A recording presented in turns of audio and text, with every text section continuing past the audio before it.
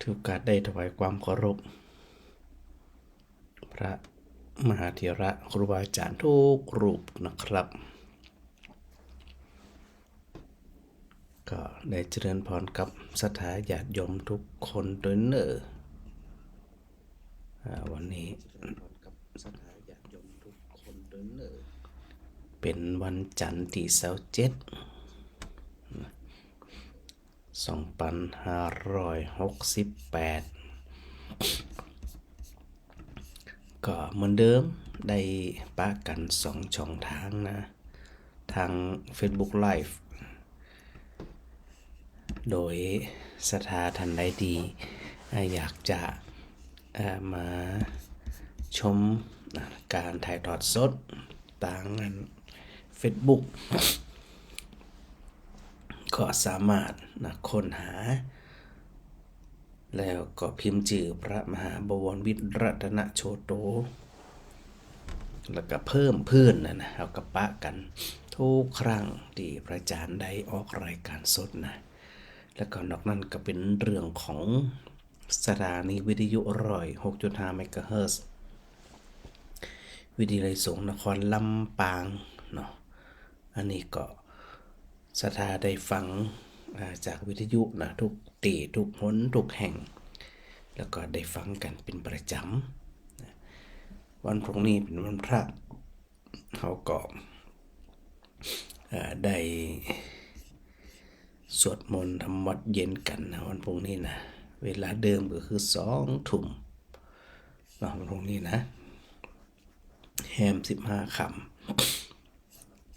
ก็มามีปัญหาเนาะศรัทธา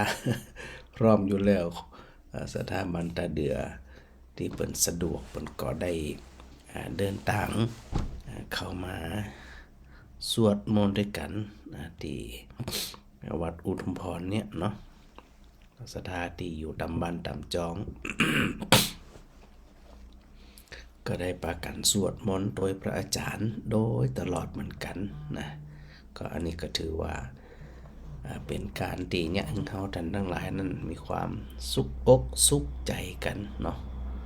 สุขอกสุขใจกันก็ปากันอันระลึกถึงคุณพระรัตนตรัยคุณพระพุทธพระธรรมพระสงฆ์สถานะเจ้า เจ้าฮะเป็นวัดกันเป็นวัดเป็นดูเจ้าเนี่ยก็เป็นอันนี้ก็ไปอันนั้นมาอย่าไปเดินดูแถวๆเนี่ยแถววัดเย็นหนาวหนาวแต่กับวันไหนเย็นในวันได้กันหนาวพอเข้ามาในกูอุ่นน้อยเดินพอนี่รอบวัดนี่กะข้างวัดนอกวัดนี่ซุปหมอกกันไม่ได้ซุปสักกำคิดว่ามันหนาวกะอยู่ด้านในมันอุ่นๆอยู่ออกไปด้านนอกปดโทเย็นเย็นเร็วจำเป็นอย่างนี้หนาวน้อยเดียวชัดเจนจะดีเลยชัดเจนนะผูกกัน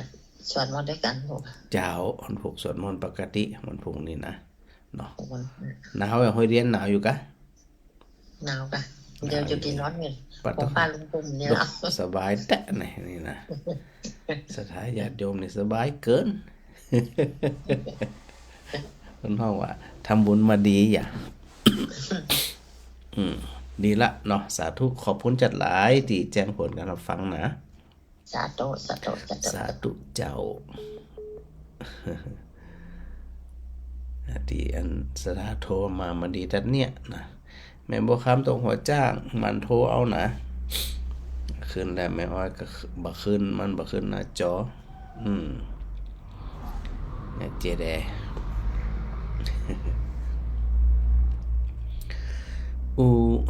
ถึง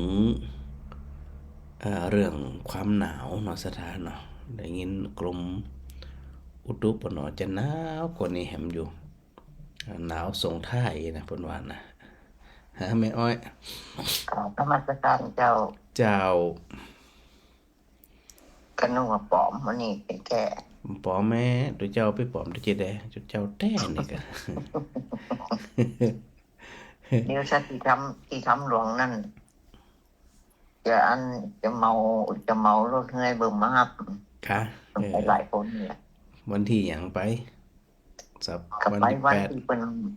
มีทำหลวงนั่นก็ เตะทำหลวงวันที่8เนาะ เจ้า ได้กะ จะเติมน้ำมันจะให้กาคนขับรถตัวอีก กะไปกันกี่คน เอาหลายกา แหละ เจ้า อืม วันที่8 กุมภาพันธ์อย่าง ไปกี่โมง ก็ไปส่งทันแล้วกับบอกมันมาฮับบังกัน กะ แล้วแต่อันคนขับรถสะดวกสบาย อ๋อหมายถึงว่าอันไปก่อนตอนแหละ ไปก่อนตอนนั่นก็ เอาไปกินข้าวตอนป่นห่อข้าวไปเผื่อด้วยเจ้าด้วยเนอะ อันอย่างแกงพักที่กวางบอก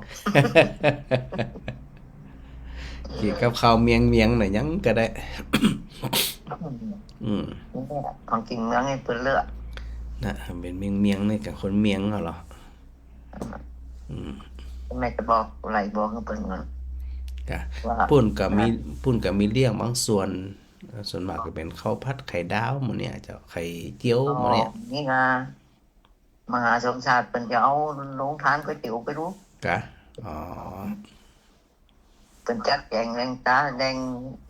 ตาดาหมดแล้วรู้ กะ คนบริจาคไปนักกันนะหรอก กะโอ้สาธุตัว เดี๋ยวถ้ามันตกลงอันนี้กันได้ก็แม่จะได้บอกเขาอีก พระอาจารย์ก็เป็นเจ้าภาพอันเครื่องทยธรรมถวายตุเจ้าตีเปิดมาทำบุญทักษิณานุปทานเศร้าตน แต่นั่นเนาะนั่นแม่ก็จะไปทั้งนี้บอกพาไปละ เดี๋ยวพระอาจารย์จะซื้อไปเลยซื้อเครื่องทยธรรมไปถวายวันที่เนี่ยตอนเจ้าวันที่ที่7กับที่8จำได้ละทักษิณานุปทานที่7นะก็จะนิมนต์เจ้าคณะจังหวัดเป็นเก้าเป็นประธาน เจ้าอันพอผู้อำนวยการเปิดนั้นเอาหยอดใส่ซองพระอาจารย์เป็นอันนี้ก็เจ้าภาพเครื่องทยธรรมเอง แม่เคยไปกำเสียเอ็มได้ เดี๋ยวจวนสถาอันตาเดียเนี่ยช่วยกันเจ้าเดี๋ยวอันอาจจะถ้าว่าจะจวนเข้าไปเจ้าตั้งใจนะเจ้าจะได้จะดวนอันจวนสถาตาเดียนะไปรวมเป็นเจ้าภาพเครื่องทยธรรมด้วยกันนะวันนั้นนะวันที่7นะวันที่7มันเริ่มวันที่7นะที่8ก็ทำบุญกันเจ้าไม่น้อยเจ้าหนาวก็หายไปหลายวันนี่หนาวก็อันไปงานเขาดำ2ศพหนอก3ศพแถววันนี้ศพเนี่ยเจ้าไปก็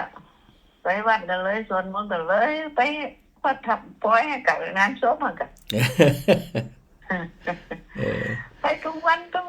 เนาะมันใกล้แต่นี้เนาะมันใหญ่จะได้แสดงว่าบ้านกว้างแหละร้านผู้ใหญ่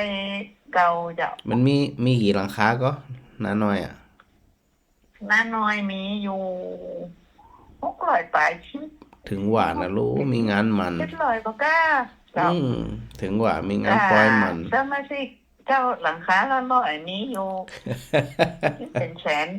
นปลายกว่าก้ากะหลังคาละ100เลยกะเจ้าหลังคาละ100โอ้ถ้าตาย10ศพนี่ปันนึงเจ้าปัตตะละมีเจ้าโอ้ย10โตก็เป็นปันปลายกว่ากะผู้สูงอายุเนาะโดเข้าศาลนำเนาะนิดนึงกะเบี้ยยังชีพนี่บ่เหลือเนาะเบี้ยยังชีพนี่นะเจ้าผู้สูงอายุน่ะหัวละ10 บาทเนาะถ้ามี5คนเนี่ย50ถ้าเฮาเกิดเป็นการทำบุญช่วยเหลือกันก็สุขใจเนาะเจ้าเป็นว่าเจ้าเป็นช่วยเหลือกันเนาะอันนั้นก็ข้าวสารลิตรนึงแหละเจ้าข้าวลิตรเป็นแบบโบราณเลยเนาะข้าวสารนี่นะข้าวสารเอาข้าวสารเอาหยังพริกข้าวเหนียวเนี่ยครับก็ไป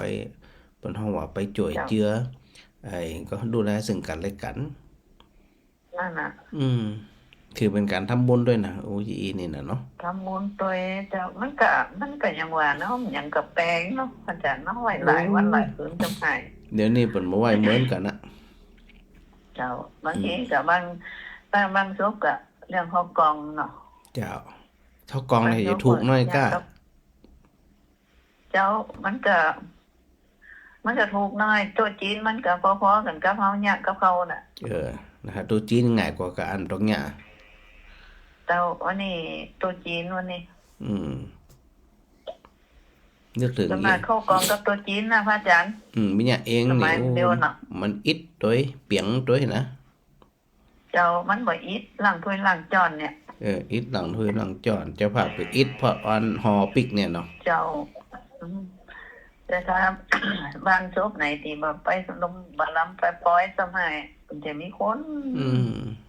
เนี่ยจังหวะมันเหมือนกับไปอันก็ไปเอาแขกลงแขกไปเอาหมูเอาพวกเนี่ยเนาะ เจ้าตามพี่ตามน้องเนาะบางศพ ได้มันพระอาจารย์ไปอินเดียมาเนี่ย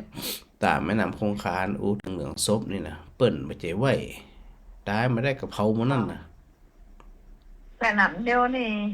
ตั้งจังใหม่เพิ่นยังวันอาคารเพิ่นยังเผาเนี่ยผูกบ้านนี่หลานยังก็หลานแม่เนี่ยแม่โยมนี่ไปไม่เท่าตายเดี๋ยวมันวันอาคารนี่เผาวันอาคาร ก็มันเริ่มเจ็บมันอินเดียฮะต้นฉบับเปิ่มเจถือเผาถึงวันละหลายศพอ่ะ นั่นน่ะ ถ้าเปิ่มเจไว้ค่ำคืนนะ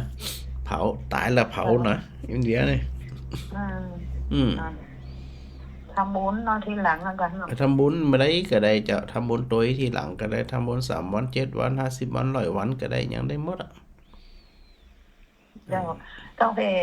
บางครั้งก็ออกคำนี้เสียศพเสียผีวันเสาร์กำนี้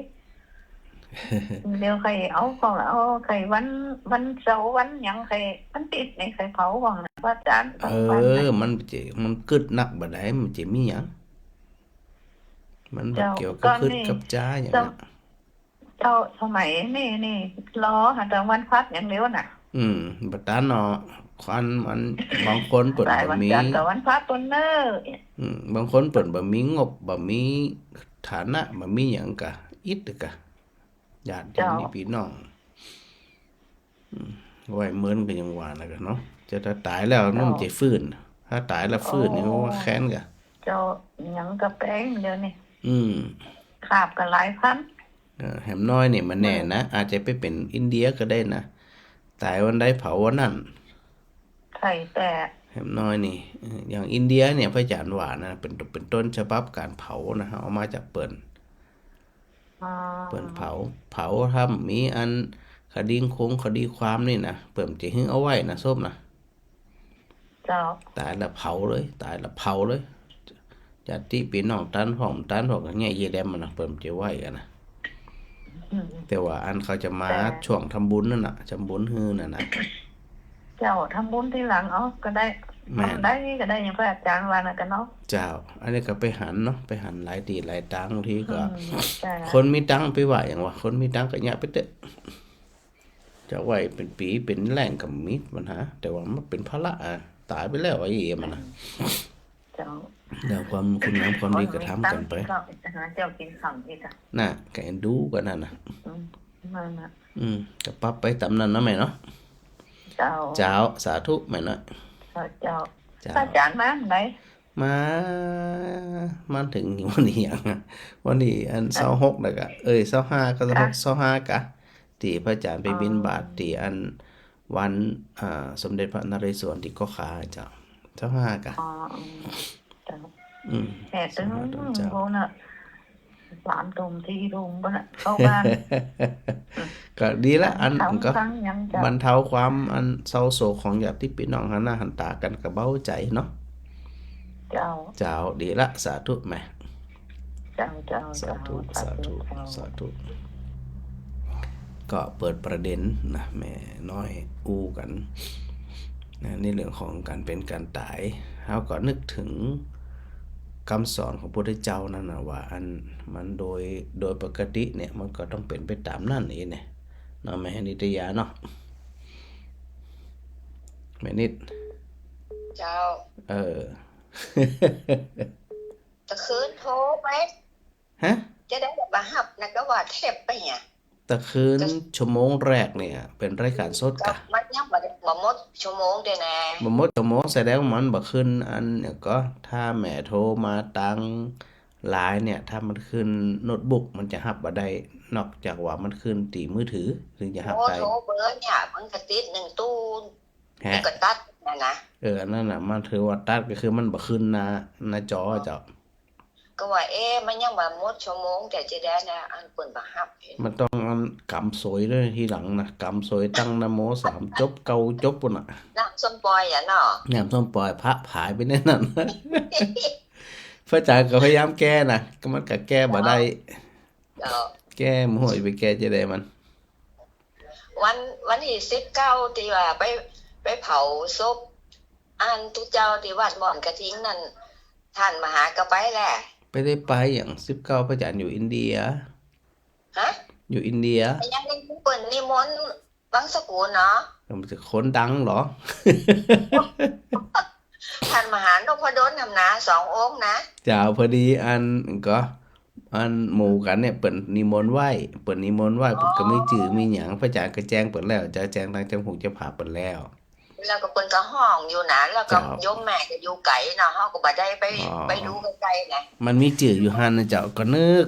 ถึงมันชื่อเปิ้นก็ตามชื่อนะจ๊ะเจ้าก็เป็นหมู่กันเนี่ยหมู่พวกพ้องหมู่อันก็หมู่เปื้อนหมู่ครูบาอาจารย์หมู่ฤาษีลูกหากันนะเจ้าก็ยังกึดอยู่ว่าบ่ได้ไปมันช่วงอยู่อินเดียพอดีเนี่ยอันนี้มนต์ท่านมหาโลเจ้าท่านอันอยู่ไกลก็ท่านธีรวัตรเลขาของรองจังหวัดเปิ้นเอามาถวายถึงวัดเพตวะอ๋อ แล้วท่านแล้วไปถวายก็เจ้าถวายไหนเปิ้นเอาไปถวายก็ที่วัดเฮาอ่ะเปิ้นเอามาถวายพระอาจารย์นี่ก็ที่วัดนี่ก็อ๋อแหละเจ้าอ๋อดีอ่ะเนาะเปิ้นก็แบ่งไว้เนาะเจ้าเปิ้นเอามาถวายถึงวัดเพแม่ก็ไปวันนั้นนะคนกันจัดหนักคนกันยากเหล่าทบรู้เจ้าก็ระลึกถึงกันอย่างหมู่กันหมู่อันเปิ้นหมู่ปีมีน้องกันก็มีหยังก็ดูแลกันอยู่แล้วเจ้าอยู่นี่นะเปิ้นไม่รู้วัดน้ำล้อมไปได้หลาย10ปีเนาะเจ้าถ้าให้เพเปิ้นเอาไปเผาบ้านเกิดของเปิ้นน่ะรักษาการเจ้าอาวาสมันก็เข้ามานั่นกันอย่างเดียวเนาะแม่เดี๋ยวหมอจะรอจะไปช่วยหาเด้อได้เลยเกียมก็เข้าลำๆเด้อเจ้าไอ้อย่างทุกเจ้านี่มาหันแกกินนี่นะไม่นิดทุกเจ้าอย่างมาหันแกกินนี่เนาะกับมีไผย่างให้กินน่ะเนาะมีเม็ดดวนเม็ดแดงเนี่ยมาถึงวันก็ได้กินนะกะเจ้าสาธุสาธุเจ้าเจ้าแม่สุกแก้วสารปีเปิดทำมันหนาวก้าหนาวเจ้าหนาวอยู่อีเจ้าหนาวดีเจ้าเดี๋ยวนี้ดีขึ้นนักแล้วเจ้าลำบากนี่ออกไปข้างนอกตะกี้เย็นโอ้เย็นเหมือนกันนะเจ้าพอท่านไปมันอินเดียมาแล้วนะเจ้ามาวันนี้25ตอนเจ้ามาถึงเกือบตีหนึ่งเลยเจ้า6 โมงก็ต้องไปปุ่นแฮมไปรับบาตรแฮมก็ไปตามภาระหน้าที่อดหนาวอันเจ้านี่จีแดมันก็อดอันนี้อันอยู่ในห้องนี่เปิดแต่ประตูแต่มันได้เปิดหน้าต่างเปิดปิดประตูแล้วเปิดหน้าต่างเดี๋ยวไม่มีลมเข้าอ่ะมันสบายอ่ะจ้าพอเปิดหน้าต่างนี่มันจะอย่างวัดมันไกลหนทางรถมันวิ่งขึ้นหุ่งเจ้าขนาดนักอ่ะเหมือนเดียวกันหน้าแก้วของเปิ้นอยู่ตรงไหนอันถนนหน่อยหนึ่งเจ้าของพระอาจารย์กับเนี่ยวัดติดถนนเลยรถวิ่งเปิ้นนับ1 2แล้วก็3ของเปิ้นเลยอันนี้กับอันนึงก็ปิดหน้าต่างเงี้ยเราเปิดประตูเนี่ยมันจะอยู่ทางฝั่งนึงมันก็บ่ค่อยได้ยินเจ้าก็อยู่ได้อยู่อยู่ไปจะเมินไปเมินมาก็ลืดไปหมดอ่ะเจ้าชาติเจนนี่ก็แม่ไอ้ยังก็เจ้าแม่ฟังจากหยัง ในเฟซเจ้า โอเคเจ้า เจ้า เจ้าสาธุแม่สุกแก้ว เจ้า เจ้าสาธุเจ้าทักทายกันนะสถานเนาะแม่โบเย็นขจายแม่จันดี อันหมันโทอ่อนนะอันอู้ถึงเรื่องอันงานศพงานสางการเป็นการตายมันเป็นเรื่องปกติเนาะเป็นเรื่องธรรมชาตินอกจากคนใหญ่คนโตอย่างพุทธเจ้าเนี่ยเปิ้นไหว้เต็มทีก็7 วันน่ะที่ไหว้นี่บ่ได้ไหว้เพื่ออันอย่างนะเพื่อที่จะให้หมู่เจ้าฟ้ามหากษัตริย์เนาะพุทธบริษัทนี่นะทุกเจ้าที่อยู่ไกลๆเนี่ยได้เข้ามาอีเนี่ยมาถึงมาเติงมาตันเนี่ยนะเพิ่นก็เลยเอาไว้7 วันฮะแม่บ่เย็น เจ้านมัสการพระอาจารย์เจ้า สาธุเจ้า เจ้าฉากหลังเป็นอะไรอย่างไร ฉากหลังเป็นน้ำตกเป็นดอยเป็นเขา เนี่ยก็มีวัดมีอะไรอย่างอยู่บนจิ๊กปิ๊กคุณเนี่ยก็ภูเขาไฟ นั่นน่ะประมาณภูเขาไฟนั่นน่ะ เจ้า อันมันแน่นะเดี๋ยวอนาคตทุกเจ้าอาจจะไปสร้างวัดถ้าไปอยู่เมืองไทยนี่บ่เหลือ ไปสร้างอินเดียบนไฟด้วยนะ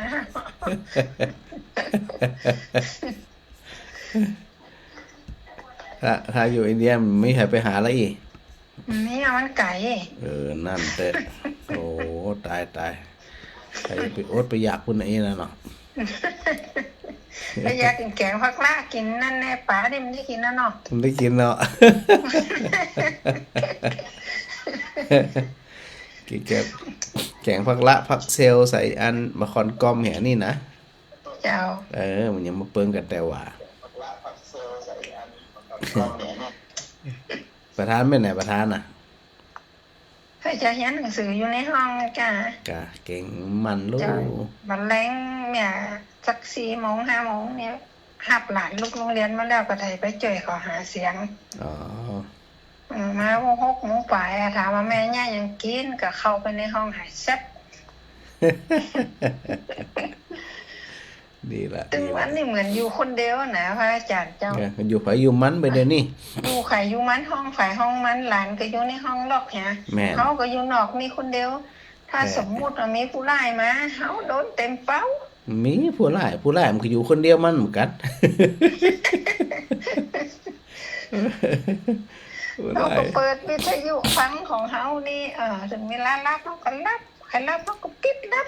เดี๋ยวนี้บ้านเมืองมันสงบขึ้นจัดนักแบบผู้ร้ายมันค่อยมีแต่ก็อันก็ต้องระแวดระวังนะอู้ถึงนะ เจ้าเพราะว่าหน้าบ้านนี่แม่นี่เพิ่นยังว่านั่นเนาะคนขายนมเม็ดนั่นนะ อ๋อ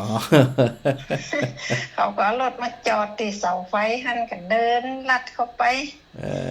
มันมีที่ว่างอยู่หน้าบ้านนี่แม่นี่แน่ อ๋อ วันหนึ่งเปลี่ยนหน้ามานี่บางคนนี่หันนี่เป็น5-6 รอบปุ่นบางคนก็2 รอบบางคนก็3 รอบ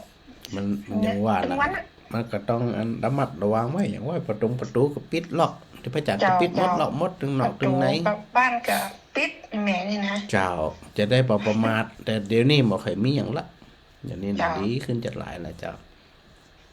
ตอนนี้หมอที่เป็นฟอยังมาแต่ถามบอกโทรมาบอกกี่ว่าแวะหาหมอก็เนอปวดแขนนี่นะยังเข้าบ้านมาทำเดือนแม่ก็เลยนั่งฟังตุ้เจ้าตัวก็นั่งรอลูกอยู่นี่ นั่นน่ะมีอย่างเงี้ย เจ้า เจ้า เดี๋ยว สา วัน ธุ ที่8ที่แม่จะไปเนอะ เจ้าได้ไปปะพระจันทร์อยู่ปุ่นถึง2 วันถึงวันที่7ถึงวันที่8มันถึงอยู่หันวันค่ำอ่ะเจ้า เจ้า วันค่ำถึงเมื่อคืนปุ่นน่ะเนาะ เจ้า เจ้าสาธุเน้อ เจ้าสาธุเจ้า สาธุเจ้า เจ้า คิดถึงเรื่องอันการไว้ศพไว้ซากนะมันแน่นะในอนาคตเนี่ยมันอาจจะเป็นนั่นเหมือนอินเดียก็ได้นะเนื่องจากว่าภาระหน้าที่ค่าใช้จ่ายอย่างต่างๆนี่นะถ้าอันทำกันมันเขาเนี่ยก็จะตื้อกันไปละแล้วก็อันช่วงที่เขาอันทำบุญก็ทำไปทีหลังอีกนะแม่สิบุตร พระอาจารย์สบายเหรอ หาพระอาจารย์ไปสบายปกตินี่กะ ยังปากเป็นวัดอ่ะ ปากเป็นว่าตะกี้ออกไปดิตะกี้นี่กะเย็นสัตว์น้องๆเนี่ย หนาวเหรอ เย็นมันหนาวอ่ะเย็น เขาเย็นแต่เย็นว่า เราไปอินเดียได้กี่วัน 8 วันกะ อืม ไป8 วัน ระวังที่รอเตียนน่ะเหรอ น่ะน่าจะเป็นอันละก้ามหัวอันตัวเจ้าเพิ่นเอาออกพระจาไม่ได้ออก แม่ก็ว่ารอเตียนวันที่29วันที่29ไอ้แม่เปิดพอวันที่29มันบ่มีนี่ วันเสาร์ ตัวปีญาติลูกศิษย์พระอาจารย์นี่ล่ะเพิ่นเอาออกให้ เป็นว่าอยู่อินเดียป่น เจ้า เออ เวลาที่ออกรายการสดมันมีอยู่นะแต่ว่าเน็ตมันบ่อินเทอร์เน็ตมันบ่ดี อ่า มันรูดติ๊กๆอ่ะสัญญาณมันบ่เสถียรเจ้า มันไก่เนาะ มันไกลก็เลยเอาเทปออกเฮียกะ ไป8 วันก่อนน่ะ 8 วันกะ อ๋อแม่นึกว่าอยู่นี่ มันได้อยู่แหละ วันนี้อันหันนิรันดร์ไปที่มหาลัยอยู่ กะ ไปเล่นงานอยู่ เปิ่นบอกแล้วน่ะ เดี๋ยวมันเป็นหยังอะถ้าเปิ่นบอกก็เป็นหยังเดี๋ยวแม่เอาปุ๋ยดอกใส่แล้วเดี๋ยวถ้ามันดอกได้แม่จะเอาไปเองก็ได้ จะเอาดอกใหญ่ๆนั่นน่ะเต่าดอกดอกบัวด้วยเนอะ เอามันขาวซุนบุญเลยไปนะยกไป เนาะ แล้วไปส่งกระเจ้าเหาะไปเนอะ เนาะ จะชัดเจนนี่นะ เจ้า สาธุ เจ้าสาธุเจ้า สาธุเจ้าฮะ เจ้า เจ้า จาน เจ้าก ำลังว่าได้ไปอยู่ก้าหาทางทำหลวงนี่ บ่ไปจ้าใด กำลังว่านี่จะจนย้ายสมใจว่าเป็นได้หายายไปอยู่ก้าหา แม่สมใจเบิ่งได้แหมหารโทรมาหายแซ่บนี่ อยู่บ้านท่านนะเจ้าว่าเป็นอย่างสักอย่างปอกหอม ปอกหอมเพลินน่ะ ปอกหอม ปอกหอมเพลินปอกหอมเพลินเลยบ่ได้หาโทรหาตัวเจ้านี่ อันแล้วก็บ้านอินเดียเปิ่นบ่หนาวกับเจ้าท่านอาจารย์ หนาวกว่าบ้านเฮาแหมซ้ำ หนาวกว่าบ้านเฮาย เจ้าโรเย็นเยือกเลยล่ะ มันประเภทนี้เปิ่นถ้าตายหรือเปิ่นจะเอาไปชาปนกิจเลยกับเจ้า ถูกต้องเจ้าเปิ้นไปจะฮื้อไหว้บ้านผิดกฎหมาย บ้านเฮานี่สักสวดสัก2 คืนถ้ามีตังก็หลายคืนมีตังก็2 คืนก็พอแล้วเนาะ โอ้ยแหมน้อยอย่าคืนเดียวเผลอๆต้องไหว้สักคืนก็ได้ เนาะแต่จะบอกว่าตายก็เอาไปเผาเหี้ยเนาะ ก็มันจะไปมีหยังเนาะ ก็มัน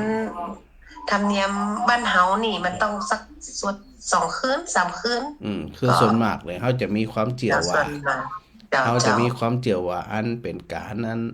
ตอบแทนบุญคุณเปิ้นคนที่ตายเปิ้นทำดีทำเด้ออย่างนี้ไว้เอาไว้สัก2 คืน3 คืนเป็นการหงหาอะไรอาวรณ์เปิ้นโดยอิน่ะเนาะ เจ้าสมบัติก็สร้างไว้ฮื้อเผาเปิ้นหยังเตี้ยมาเนาะว่าอีมาเนาะ จริงๆเนี่ยมันบ่เกี่ยวกันน่ะ เจ้า ความดีที่เปิ้นคนตายทำไปเนี่ยอันนี้ก็เป็นความดีของเปิ้นไปสู่ภพสู่ภูมิของเปิ้นว่าเฮานะ เจ้าประเพณีทางบ้านเปิ้นเป็นจะได้ท่านอาจารย์ก็เอามาเล่าสู่ เจ้า ยมแม่สดตัว กันเนี่ยที่พระอาจารย์ว่าเนี่ยที่พระอาจารย์ว่าเปิ้นจะไหว้ เจ้า เผาเลยง่าย แล้วเปิ้น100 วันน่ะหยังวันเปิ้นก็บ่ทำได้กับเจ้า มีกะ100 วันก็ทำ12 วันทำ100 วันทำ เปิ้นตายแล้วเปิ้นไปเผาเลยเนาะ ตายแล้วเผาเลยเจ้าคือบ่เป็นภาระกับลูกหลานเลย ฉะนั้นแต่ก่อนยมแม่ไปพิจิตรเนาะตายแล้วเปิ้นก็เผาเลยท่านอาจารย์ มันน่ะอันนี้มันเป็นต้นอันนี้เป็นต้นฉบับแท้นะ เจ้า เวลาไปอันสมมุติตอนที่พระอาจารย์อยู่เนี่ยบางทีอันครูบาอาจารย์เปิ้นเสียชีวิตเนาะ เจ้า เสียชีวิตในบ้านนี่นะเฮาก็ไปอันแสดงความอาลัยด้วยนะแต่ปรากฏว่าเปิ้นบ่ฮื้ออู้กันเลยเหรอพอหน้ากันแม่เรื่องจังสักอย่างนะมีน้ำมีหยังสักอย่างพอหน้ากันสักกำนึงก็หามไปเผาเลย เจ้า แล้วเปิดเอาใหญ่ตอน100 วันเนอะเจ้าตันแม่ได้ไปอยู่นี่100 วันจัดงานใหญ่แม่นเปิ้นจัดงานใหญ่ทำบุญใหญ่เลยแหละ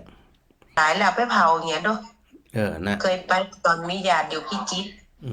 จริงๆมันก็นี่เปิ้นก็ยังอันไหมเนี่ยบ่ฮู้หนานี่20 ปีผ่านมาเคยไปแอวบ้านเปิ้นจ้ะจริงๆจะได้ก็ถึงเผาอยู่ละกี่จะไว้เหมือนถึงเผาอยู่เลยเจ้ารอฟัง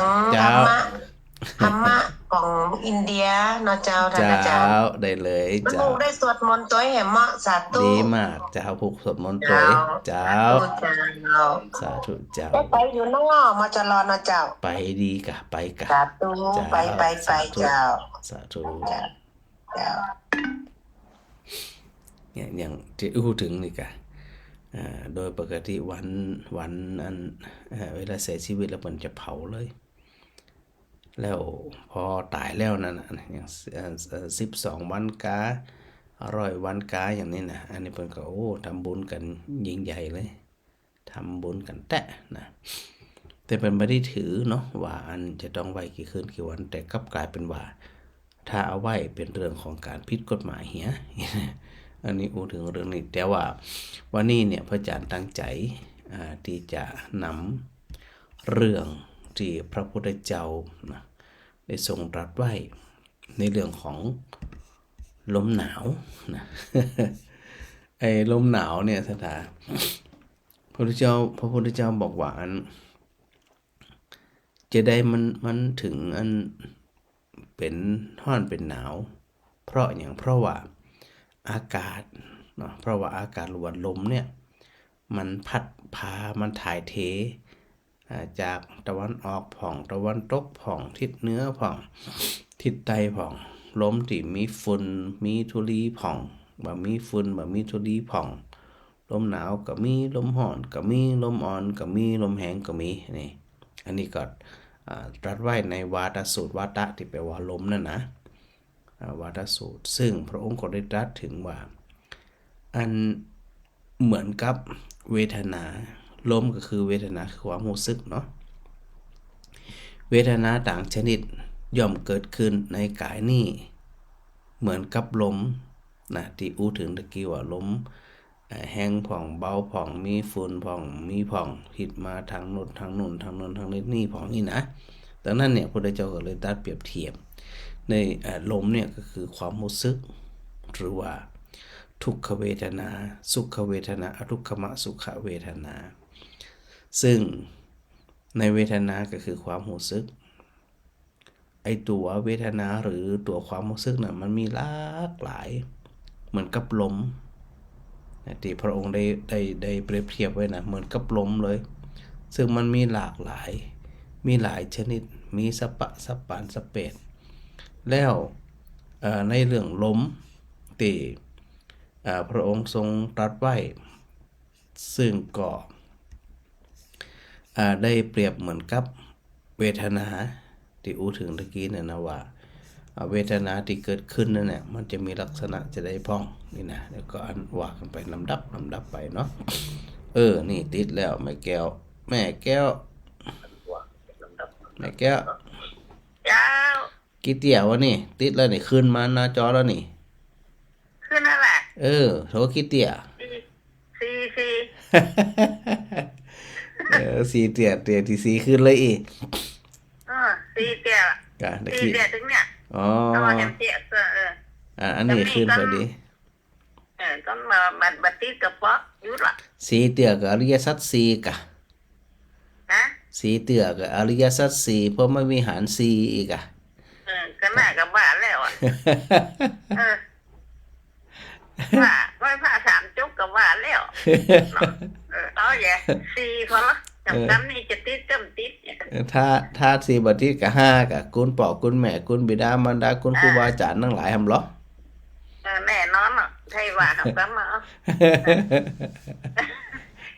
ก็จะก่ายแล้วนะจะไม่ก่ายเดี๋ยวโธ่ก่ายละ4 ครั้ง5 ครั้งกินกดแต่เนื้อแหละอันนี้แต่ว่าอีน่ะพอเปิ่นกับทำเดียวก็ได้กันเนี้ยก็ได้บางคนนี่บ่ขึ้นเลยก็มีนะแม่ บ่ขึ้นเลยก็มีเจ้ามันคือบ่ขึ้นหน้าจอเลยเจ้ามันอย่างเยอะ ก็นังว่าน่ะสงสัยมันไขอันได้น้ำมนต์ได้น้ำส้มปล่อยน่ะกะใช่จะเป็นแล้วก็เอาไปจุกน้ำไปวางก็ได้มันถ้าน้ำส้มปล่อย นะน้ำส้มปล่อยเอาไปอยู่น้ำแม่หวังนี่กะเป็นลุงน้ำไปวางอย่าได้ดีกะเนาะมันถ้าจะโจงลงไปแฮะเนาะไอ้เนี่ยแต่ว่านี่ไม่ได้กะนี่ได้โอ้เอาอยู่ติ๊กกับติ๊กตั้งเปิ่นก็ไปตัวกระติ๊กเอาจนมือป๊อกแปะมันอาการไม่น่าจะเป็นที่มาเป็นปีแล้วกันนะแม่แก้วเนาะจะนั่นแหละเป็นปีแล้วก็ขนาดโทรศัพท์ก็เปลี่ยนใหม่แล้วนะกันนะบางทีอย่างบางทีไลน์กับเหมือนกันนะไลน์ที่อันคนใดคนหนึ่งที่เป็นไลน์มานะมันบ่ขึ้นเพราะมันบ่ขึ้นถ้าพี่ฮู้หยังว่าอันมีไลน์เข้ามาแต่มันบ่โชว์หน้าจออ่ะเดี๋ยวก็ว่าอันโชว์อันบัดจิตมันหยังเนาะก็แต่ก็หันหน้าอาจารย์ก็เล็กอย่างหนึ่งอย่างพออันนี้เหรอแต่อันพอ Facebook นี่ก็หันได้ยินชัดหันชัดอยู่แล้วแม่เนาะพอพูดดีกว่าอีเนาะบ่ได้อู้ก็บ่อู้ไอ้กับเนาะเด็กนี่พออยากหันตัวจริงอยากก็พอละรับดีละไปรับดีชื่นใจละอีชื่นใจละใจดีละมันได้อู้กับอู้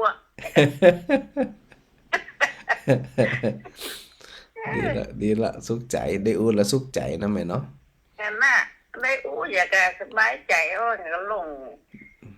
นี่แห่งตึกไหนกันได้อยากจะเดี๋ยววันอันก็ตั้งทำหลวงอันเพ็ญศรีปาปายุก้า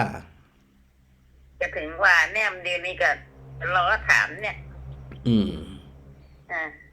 ถ้าสะดวกก็ไปวันใดก็ได้วันที่7ก็ได้ที่8ก็ได้หรือไปที่2วันเลยก็ได้ไปวันที่8ก่อนนะได้กะไปวันที่8กว่าจะแล้วก็3 ทุ่มบ่เนาะน่ะวันที่8เรากันไปวันตั้งวันที่31ก็จะไปวัดศรีบุญมากำน่ะอ๋อกะไปเอาพระอาจารย์ไปก็เวลาพระอาจารย์จะไปลืมตักด้วยนะไปเวลาพระอาจารย์จะไปลืมตักด้วยนะไผจะตักไผหัวไผหันไผกํหันเดี๋ยวอันถ้าพอพระอาจารย์มาหันเนี่ยขอไม้อันโคศกเลยเนอะขอไม้ถามเลยเนาะขอไม้ประกาศบ่ต้องประกาศเลยเนาะบ่ต้องโคศกประกาศไม่แม่ขอไม้กำให้แม่ว่าจะถามหาอันประกาศหาพระอาจารย์บวรวิทย์กำอีน่ะแม่อู้เลยน่ะมองมันก็อันนี้ตัวเด้อผ้าแดงมัดหัวจ้ะอยู่จังแท้สิผ้าแดงมัดหัวเด้ออีกอ่ะได้พอได้อันใหม่มาฮัลโหลนี่แหละพระอาจารย์ว่าอยู่จังใดอีน่ะออกมาโชว์อันตัวกับเราอีนั่นเนาะไปเจ้าไปล่ะเจ้าได้ไปปักกันพูดนะแม่เด้อเจ้าสาธุเจ้ากำลังใจเด้อเจ้าหาแม่ว่าต้องชัดก่อนดูจาก Facebook กะชัดอยู่แล้วแต่ถ้าเจอถ้าจารย์เรียนภาพที่เป็นน้ำตกหวานมากฮะเรียนภาพที่เป็นน้ำตกมันเลยบานมากว่าอาจารย์มหันก็จะได้มันมหันเนาะนับไปถึงนี้ตัดไปดีกว่าทุกกันตรงนี้แหละเจ้าที่เก่าที่ดีแล้วเจ้าเอาลงมาที่เก่าอีกเจ้าลงที่เก่าหันชัดเจนเลยอ๋อง่ายไปอยู่บนพุ่งดูแจงมันบานมากกะมันอยู่แจงวันนี้เจ้าเดี๋ยวขยายใหญ่มันได้ต้นเหมือนอยู่อย่างเก่าตะกี้ดีแล้วโอเคอันนี้ใหญ่ต้นเหมือนแล้วนี่นะเจ้าขอบคุณจะหลายแม่สาธุเด้อสาธุเจ้าน่าจะหันหลังทางนั้นนะพระอาจารย์ใหญ่มาเรียบร้อยนะมาทิศหันทิศนี้แหละแม่มาไล่เจ้าพระอาจารย์เจ้าสาธุ แม่ก็นั่งฟังในจังกะเจ้านอนไปก่อนนั่งไปก่อนปล่อยเป็นโทรไปก่อนนี่นะก็คนนั้นโทรคนนี้โทรกะยังว่าแล้วก็ทักทายกันจื่นอกจื่นใจเป็นยาเดี๋ยวเป็นยาปากหนึ่งยาปากหนึ่งอาจารย์เนาะได้ได้จ่าก็จื่นใจมันจิตใจจะไปได้เหี่ยวมันก็มีกันอย่างเนาะอาจารย์เนาะเจ้าขอให้ได้ฟังธรรมะเจ้อแม่ก็เป็นว่าได้ฟังได้ได้จ่าเห็นน้อยแม่ถ่ายไม่ได้สะดวกเลยไปแม่จะร่วมทำบุญน้องดีกว่าก็ได้นะอาจารย์เนาะสะดวกเลยแม่สะดวกจะได้เกิดเนี่ยแค่นั้นเพราะว่าบางทีอย่างที่พระอาจารย์อยู่เสมอนั่นน่ะมันก็ผู้เฒ่าผู้แก่บางคนนี่คือบ่สะดวกดนหนก็มันเกิดมาตาวหรือจะนั้นจะนี่ก็มันก็บ่ไหวเนี่ยที่ล้อลูกหลานก็ทำการทำงานเนาะแม่นะเจ้าดังนั้นเขาตั้งแ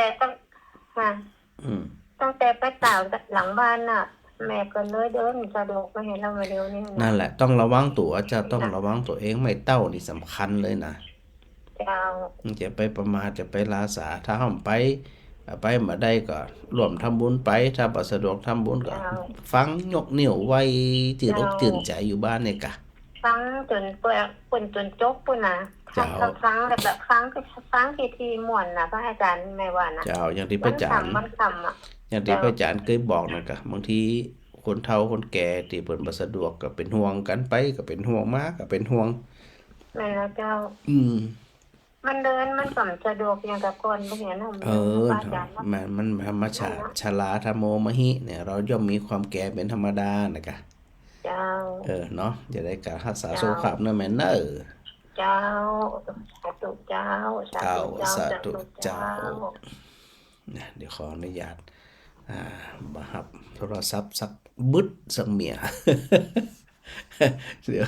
ดี๋ยวมันจะบ่จบนะเดี๋ยวขอสักกำนึง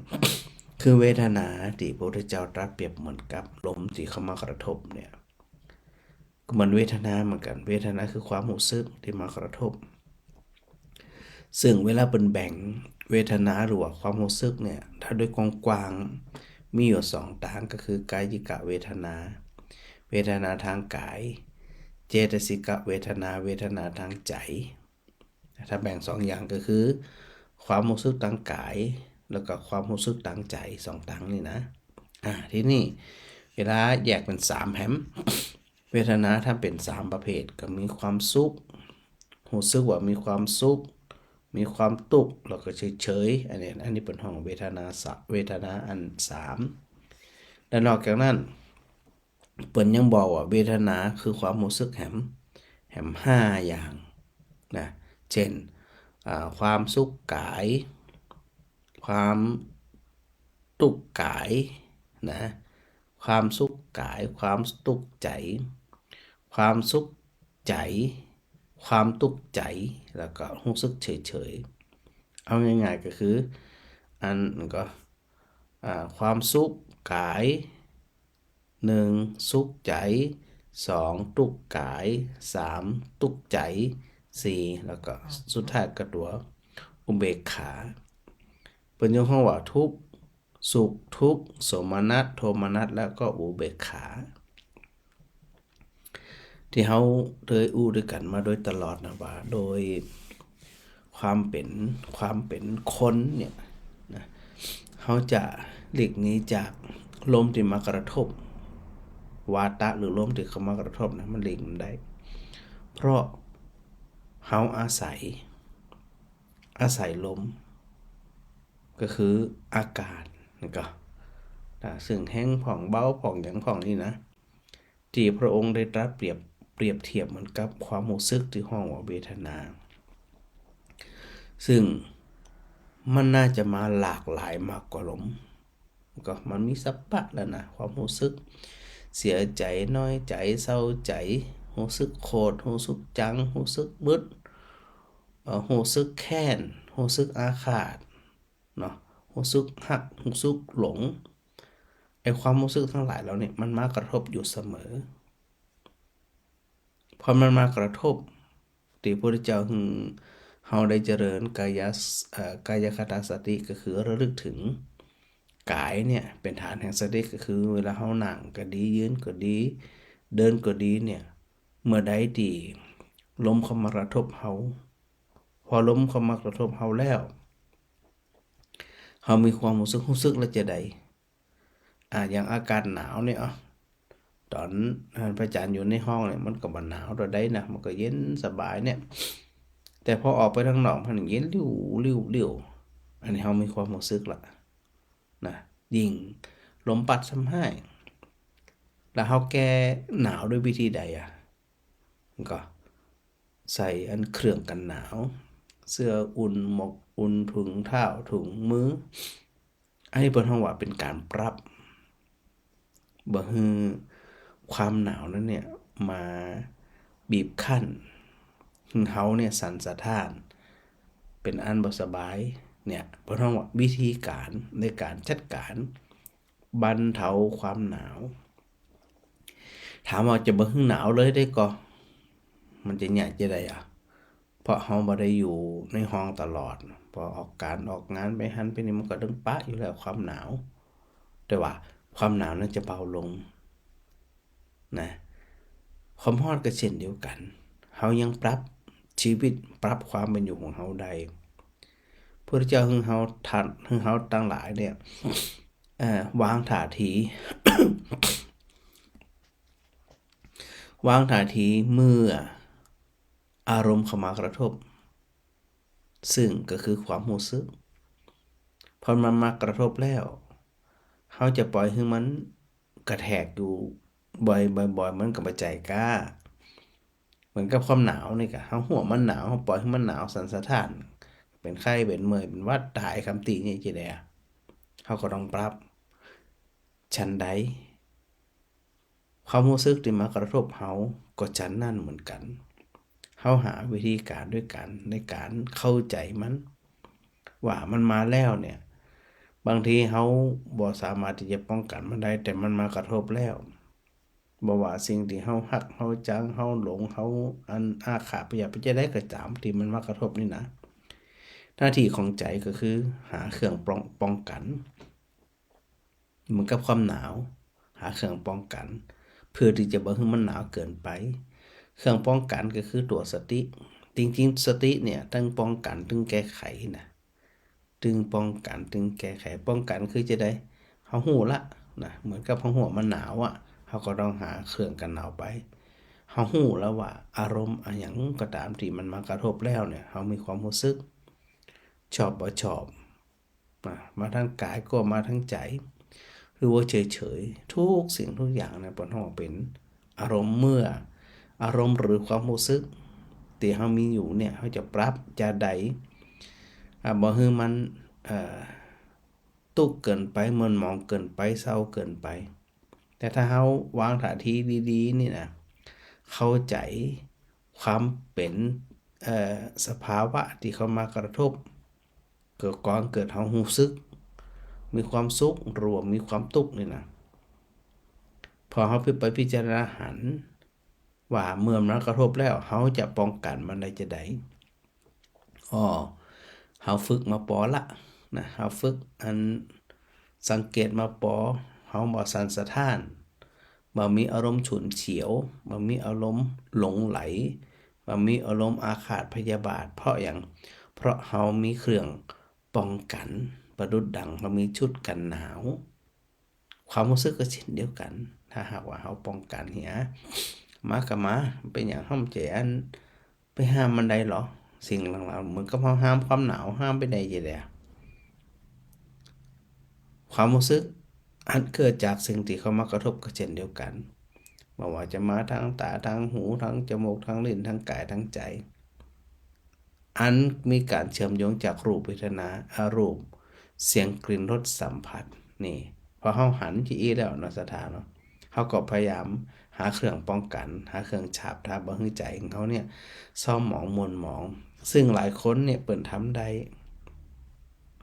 แล้วก็ทำได้ดีด้วยนะผ่องใสยิ้มสบายอันหยังจะเกิดกับจังมันหยังเพราะว่าเฮาสิห้ามได้เพราะเฮายังอยู่ในสภาพแวดล้อมนั้นเฮาหนาวขนาดนี้ก็ มันยังหิมะบ่ลงแล้วคนที่เป็นอยู่ในเมืองหิมะแล้วมันหนาวกว่าเฮาว่ะ อันนี้เป็นการเปรียบเทียบว่าบางทีเฮาจะไปคิดว่าเฮาทุกข์ใจมีเหตุการณ์จะอันจะอีบ่สมปรารถนาบ่สมอยากบ่สมหวังเฮาสักอย่างเฮาไปลืมว่าคนแห่งจำนวนบ่น้อยมีความทุกข์มากกว่าเฮาแห่งหลายเต่าปานเต่าก็เหมือนกับความหนาวก็เช่นเดียวกันดังนั้นเนี่ยก็คือหมู่เฮาทั้งหลายได้พิจารณาเนาะว่าเมื่ออันความรู้สึกที่พระพุทธเจ้าตรัสเปรียบเทียบเหมือนกับความหนาวนี่นะเขาก็จะต้องปรับชีวิตของเขาบ่ให้มากระทบเป็นไปบ่ได้จะบ่ให้คนอันด่าคนว่าคนนินทาต่อหน้าก็ดีรับหลังก็ดีบ่ให้มีนี่เป็นไปบ่ได้เนาะเพราะโดยวิสัยของคนแต่ละคนโดยแล้วก็สิ่งที่เขาสามารถที่จะจัดการได้ป้องกันได้ก็คือเฮาบ่หวาดหวั่นเฮาบ่หวั่นไหวเฮาเฉยๆภาพเปรียบเทียบกับแหมคนหนึ่งไปอันอยู่กันอันตั้งนอกนี่นะมันหนาวมันตัวเองจะได้ลมสันสะท้านแน่ๆเนาะดังนั้นเนี่ยในวาทสูตรที่พระเจ้าได้ตรัสให้เฮาท่านทั้งหลายเนี่ยได้ใส่ใจนะแล้วก็อันดูแลตัวเองอยู่บ่อยๆว่าเมื่อใดก็ตามพอมันเกิดขึ้นกับเฮาแล้วเฮาจะปรับจะใดนะบ่ถึงบ่มีความเศร้าโศกเกินกำลังนะสถาน อันนี้ก็ต้องปรับก่อนเนาะสถานเนาะโยมทัดดาวใช้ป้อมนี่กราบสาธุค่ะนะโยมทัดดาวอยู่ตรงใดหาแจ้งมาตัวนะโยมอันการดากันดาทาแก้วนี่กราบสาธุนะสาธุด้วยโยมแม่แดงโยมแม่แดงประไพศรีแม่แดงกับมันแม่ดวนเนาะส่งเขาตึงวัน ถึงเจ้าถึงตอนเป็นห่วงทุกเจ้าเนาะเป็นห่วงคอยดูคอยถามคอยหยังตลอดนะเพราะว่ามันต้องเอามานักเอามาให้ดีเนี่ยพอละนี่ถ้าเติมเจ็บพอใจ ก็เป็นห่วงกันสถาตัวอย่างตัวนั่นน่ะเนาะนอกนั้นก็หันมีก็ไม่ทุเจ้าเนาะเปิ้นสลับสับเปลี่ยนกันไปบิณฑบาตบ้านเหนือของบ้านใต้ของอีน่ะเปิ้นก็ใส่บาตรกันโอ้ยต่างอันตาเดือเนาะทุเจ้าเปิ้นไปบิณฑบาตอย่างบาดก็ปอฉันเลยนะโยมนะปออยู่ปอกินเลยนะเดี๋ยวจะหามาทำสักตนหนึ่งจะได้สัก5 ตนก็ยังดีเนาะเพราะว่าบ่ได้อันเดือดร้อนเรื่องข้าวปลาอาหารอย่างต่างๆทุเจ้าบิณฑบาตโดยสถานมาส่งตัวอีนะ ปอยงหยุดมณีวันนี่นมัสการพระอาจารย์สาธุนะโยมแม่ชุติการรอดพยัญนมัสการพระอาจารย์สาธุสาธุนะเจ้ากราบนมัสการเจ้าพระอาจารย์เจ้าอ่านไลน์นี่แสดงว่าออกเป็นมุม เดี๋ยวสถาว่าโอ้เป็นดีดูพระอาจารย์ตะโยมแต่เดินทางไปอีกอันมันนี่เดี๋ยวนี้นะพระอาจารย์อยู่ว่าอันอย่างว่าไปก่อนอุทุมพรแต่ว่าติดใจภูมินะติดใจภูมิตั้ง2 ชั่วโมงหนักตั้งมันอยู่เวทเปลี่ยนชั่วโมงการมันนักก็มันจะได้ฟังเทศน์ของพระอาจารย์มันเปลี่ยนว่าติดใจภูมิมันเต็มเลยเดี๋ยวเราจะพระอาจารย์แม่นถ้าติดใจภูมินี่จะเต็มนึงจะว่าถามว่าสิได้ผมมีการก็มีการอยู่แต่ว่าช่วงหลังๆนี่มันแน่นเอียดอาจจะเพราะว่ามันงานเอกสารตัวอย่างตัวซาปะเนาะเพราะว่าอันคณะนาทีพระอาจารย์มันเพิ่มขึ้นเจ้ามันเพิ่มขึ้นอย่างขึ้นโอ้ก็อิดอยู่แต่ก็ยังมีกำลังอยู่เจ้าก็ทำได้อย่างได้หลายประการเจ้าพระอาจารย์นั้นติดประทีปขังประทีปนี่เปิ้นจะเอาไปจุดตอนที่ค่ำคืนแหละเจ้าพระอาจารย์เปิ้นจะจุดตอนบักคืนน่ะกะอันบัดเจ้าของบักคืนของไผสะดวกมันได้ก็ไปจุดมานั่นน่ะเจ้าจุดบูชาธรรมน่ะกะบูชาธรรมมันพันคาถาเนาะเจ้าไผสะดวกก็จุดมานั่นเฮาบ่ได้เอามาเด้เฮาเปิ้นแม่น่ะจุดปุ่นน่ะเจ้าจุดปุ่นน่ะเปิ้นจะมีฐานติดตั้งจุดอยู่บูชาธรรมเจ้าแล้วแต่เฮาว่าเฮาจะเป็นเจ้าภาพกันเทศน์กาเป เป็นเจ้าภาพอันอย่างก็ผางประทีปก้ายเนี่ยเดี๋ยวพระอาจารย์จะจวนสถานตาเดือเป็นเจ้าภาพเครื่องทยธรรมสัก20 ชุดเจ้า20 ชุด พูดแสดงนะจ๊ะ พระอาจารย์ว่าจะอยู่ประมาณสัก200เนี่ยเจ้าโดยประมาณแต่ยุคแต่จะว่าปีนี้สถานบุญบอก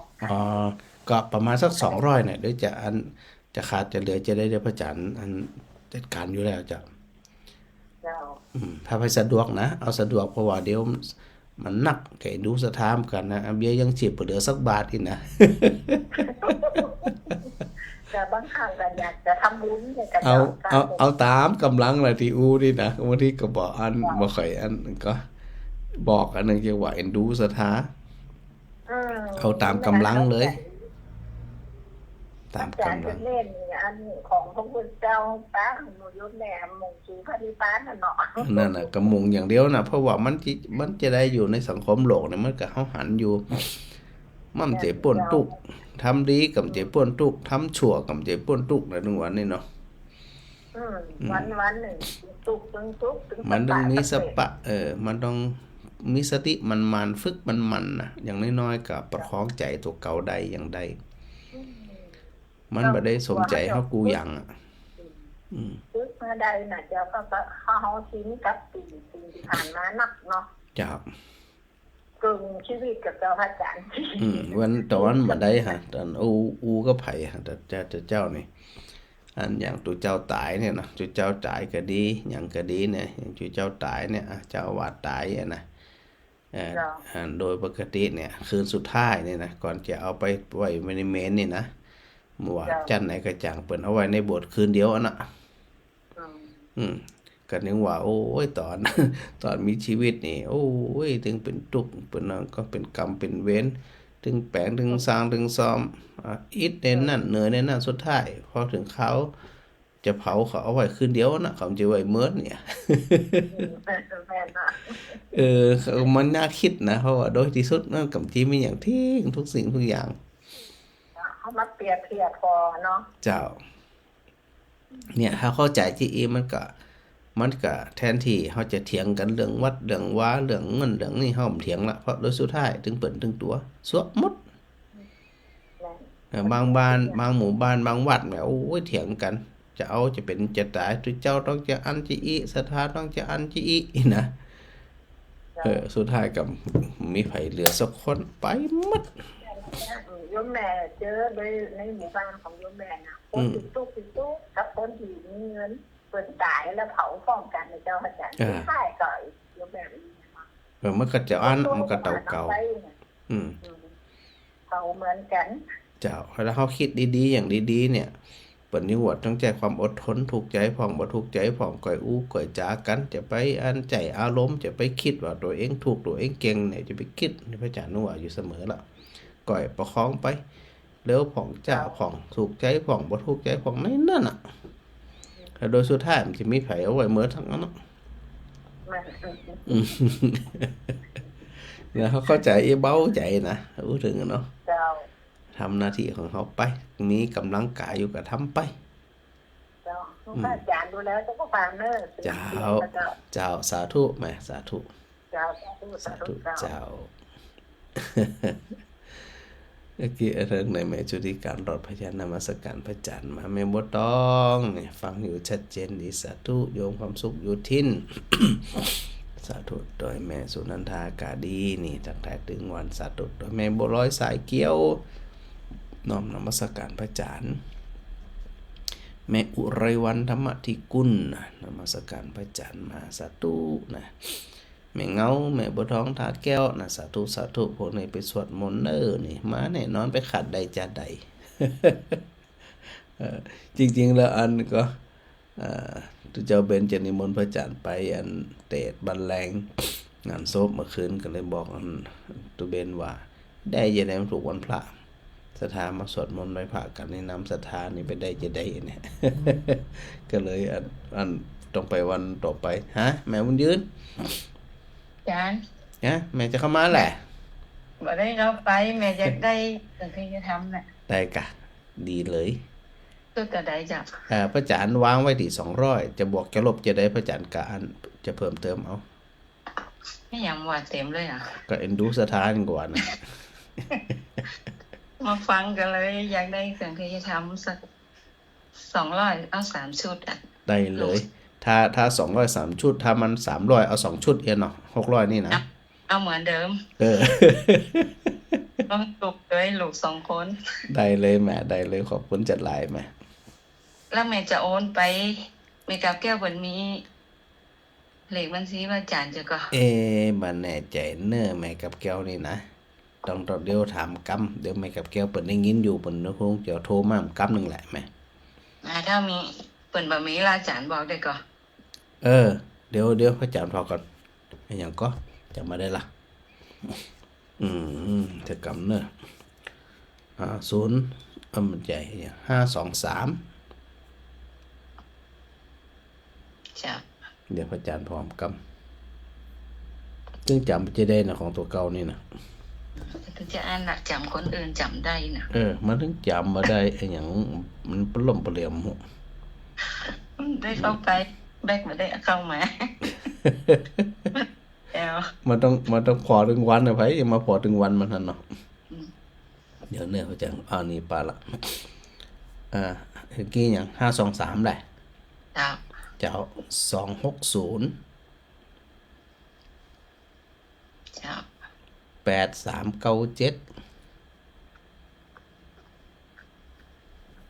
จ้ะ ธนาคาร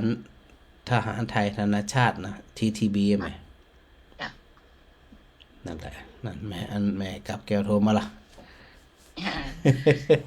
เราจะโอนไปต้นเดือนหน้าน่ะ มาได้ก็ได้แม่เอาสะดวก หลานโอนเพราะแบกมาได้เข้ามา ได้เลย อันระยะนี้ แรกมาได้เข้ามากะ เจ้าแกลงเสาเอกแกปลูกบ้านใหม่ ดีละก็เลยอยากเอาลูก2 คนตัวคนละสูตร เจ้าได้กะเอาสะดวกได้ไหม เจ้าสาธุแข็งแรงดีนะ เจ้าแข็งแรงดี เจ้า แข็งแรงนี่แข็งแรงดี ดีละสาธุแข็งแรงกายถึงใจด้วยนะ แล้วจะเดียวเต็มร้อยละ สาธุโอ้ยจื่นใจเจ้าสาธุแม่ เจ้าสาธุเจ้า แม่กับแก้วต้องโทรม่ำกำเกมมันบ่คืนนี่คืนละแม่ ทำไรสาเจ้า ฮะ เลขบัญชีนี้แล้วบ่หาย อันแม่บุญยืนเปิ่นจำมาได้พระอาจารย์บอกไว้ละตะกี้ จะชวนไปอยู่นี่ กะ จะชวนไปอยู่นี่จะ น่ะ โอนเอาล่ะ เจ้าเปิ่นจะโอนเอาเอวอ่ะได้เอา จดไปแล้วก็เป็นหยังมันจะบอกท่านอาจารย์มีอยู่ อ๋อ บ่ เจ้า ได้ลบเอาไว้ในไลน์ท่านอาจารย์เนี่ยเจ้ามีหยังก็ไว้โอน ดีเลยสาธุเน้อ เจ้าแม่ว่าอาจารย์ประเทืองจะมาก็เจ้าท่านอาจารย์ มาเก่ากาการสุดท้ายบนอากาศ กันสุดท้ายกันนครกันพวกน่ะจงอยู่ตนกันนครพวกนั้นน่ะ โอ้ประเภทนี้บ่ไล่บ่เลิก ถึงจะได้หันอาจารย์ประเทืองถ้าอันบ่ได้หัน แม่นบ่ไล่บ่เลิกก็สุดท้ายบนอากาศ ตอบเป็นหัวนอนหยามวิไลสงฆ์อ่ะเนาะ เจ้า เจ้า เจ้า ก่อนนอนโดยวิไลสงฆ์นอนดร.แอมว่า ถ้านอนเนี่ยมันจะต้องเอาผ้าห่มหนาๆเนอะมันหนาว เจ้าสาธุ เจ้าแม่สาธุเจ้า นึกว่าพระอาจารย์จะจำบ่ได้ อ๋อ มีลาเบอร์โอนเจ้าสาธุนะเจ้าฟังอยู่ เจ้า มารับเที่ย เจ้าไปรับเจ้าได้เจ้าย่ำรับเด้อ เจ้าเป็นเปื่อนพระอาจารย์นี่ก็เจ้า เจ้าสาธุเจ้า สาธุ เจ้าแม่สุนันทา เจ้านมัสการเจ้าพระอาจารย์ เจ้านึกว่ารับแล้วรับเจ้าเลยอีก พอดีเดี๋ยว ฮัลโหล เจ้า พอดีเดี๋ยวโยมแม่จะเอาสองกันนะเจ้า ได้เลยเจ้า เจ้า เอาสะดวกนะ เจ้าสะดวกเจ้า จะแวะมาก็ได้จะโอนก็ได้แล้วแต่ไหนสะดวก จะแวะไปหาเจ้า ได้เลยโทรหาพระอาจารย์ก่อนนะ เจ้าวันนี้จะท่าปะตีวัดตาสุปอยก็จะอันนั้นตัวเจ้า เนาะได้กะ เจ้า ได้เลย เจ้า เจ้า สาธุนะเจ้า สาธุเจ้าฮะแม่บัวไข่ เจ้ากรรมการเจ้า เจ้าจะไปอันตาสมปล่อยตั้งแต่วันใดไปนอนปุ่นกะ จะไปวันที่30นอนมอตลอบุกอะ ใช่30ไปนอนมาจรอติดไหนเปิดไปตาสมปล่อยปุ่น30ฮะ เอาวัดขาส้มปอยนี่มานอนจะไปนอนมอตลอ มาจรอปุ่นวันที่7ที่8ปุ่น ก็นั่นน่ะกะจะนอนปุ่นกะ เอาผ้าห่มไป ไปลูกนะ เอาหมอน ผ้าห่มไป ผ้าห่มด้วย จะยาก ะหมอนด้วยเนี่ยเอาหมอนเอาผ้าห่มไปด้วยเนี่ยมันหนาวนะต้องหาผ้าห่มไปด้วยเนี่ย หนาวกะ นี่ละไปหันหน้าหัน ไป ตา วัน กัน ที่30เอาขาส้มปอยอ่ะ พระอาจารย์มจรพระอาจารย์ก็ไปถึง2 วันน่ะอยู่ตั้งแต่เจ้าถึง 2 ดึ วั ก น พุ่น น่ะ น่ะ ท่านนี่จะไป2 วันน่ะ เจ้าแต่พระอาจารย์นอนไปแล้วปิก โอ้ มันหนาว หนาวแต่นะพอกันจะถึงจบตั้งมาถึงจบมอนะ เจ้าเดี๋ยวถ้ามันหนาวด้วยจะเปิดแอร์ให้ โอ้ยตายแล้วค่ะกระด้างเมียกันได้ ดีละสาธุด้วยเนอะ อันนั้นว่าตะกี้นะ ไอ้ยา อันนั้นถามเงินผู้สูงโยมเนี่ยเหลือชีวิตละเอาชีวิตจำน้ำอ่ะ ก็ถือว่าอะไรก็อันดูศรัทธา เดี๋ยว ไม่เคยพอละทีวีไม่เคยพอละ ไปดูทีวีภาพพวกอยู่เนี่ย นะเป็นติดตากผ้าแล้วประเดี๋ยวนี้นะปาดผ้าให้เป็นน้ำแล้ว ป้อมจางเปิดลำเดียวนี้ ดีละเจ้าดีละเจ้า นี่ค่ะอาจารย์จะถึงที่ปีนานเดี๋ยวนี้นะ ฮะ พานี่นะที่เขาเนี่ยนะ ไอ้หยัง ปีออกรายการวันนี้อากาศจำไว้เนี่ย กี่ปีก็ กี่ปีนะ3 ก็ 4 บัดโถเหมือนนั่นละตา เหมือนจะได้เหรอ ตีโยมแม่เปิดอันเอาเบอร์โทรจดได้เจ็ดตัวนะบอกพี่โอ้ยนะ วันที่หยังก็11ก็21วันที่หยังก็ ที่21กุมภาเนี่ย สาธุขอบคุณจัดหลายที่จำแม่นขนาดแม่บ่ใคร ไว้จดวันไปเจ็ดจ้ะไปเจ็ดตัวว่าเลี้ยวจะได้กำได้กำบ่เนี่ย นำไปเนาะ เต้าวันเดียว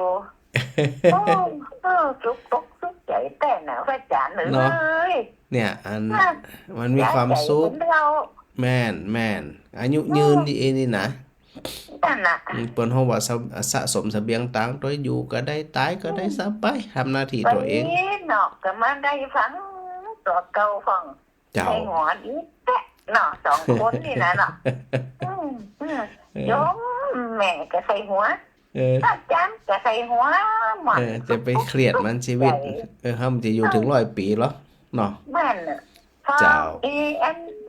บ้านแม่นี่นะ เจ้า ปุ่นนะบ้านสันมาตึงปุ่นนะ ดอก กินยาตายอ่ะเพราะว่า น่ะถ้าเปิดมาได้ฟังธรรมอ่ะถ้าฟังธรรมได้มันกิน บอกคือฉันแล้วนะ ไปกินมันเนี่ยอย่างแล้วกลัวมันได้ตายถึงได้ตาย เย็ดต้องตายแล้วหัวสอบกับเขาต้องมาจิต้องมาจิสมออ่ะ